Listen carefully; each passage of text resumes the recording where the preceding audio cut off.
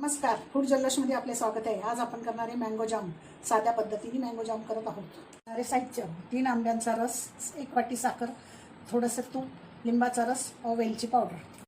आपण कढईत थोडेसे तूप टाकायचे म्हणजे आंब्याचा रस असा चिटकू नये कढईला। तूप तापल्यावर आंब्याचा रस घालायचा।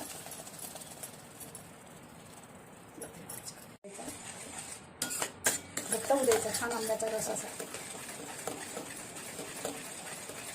आता हे पूर्ण आळू न देता थोडी आपण अर्धी वाटी साखर घालूया।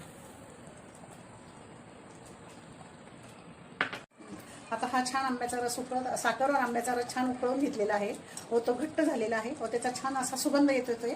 आता तो घट्ट झाल्यावर आपण त्याच्यात लिंबाचा रस घालूया, थोडी वेलची पावडर घालूया। याच्यात लिंबाचा रस यासाठी घालायचा आहे का तो जाम खराब होऊ नये। त्याच्यात तुम्हाला ऑप्शन बी आहे, तुम्ही व्हिनेगर बी घालू शकता। छान असा तो घट्ट गोळा झाल्यावर त्याचा जाम तयार होऊ शकतो। आता छान याचा घट्ट गोळा होत आहे, आपला जाम तयार होत आहे। आता तयार आहे आपला मँगो जाम। तुम्ही नक्की करून बघा। लहान मुलांना ब्रेडला किंवा पोळीला लावून खाऊ शकता। तर तुम्ही हा आमचा जाम नक्की करून बघा आणि व्हिडिओला लाईक करा, चॅनलला सबस्क्राईब करा।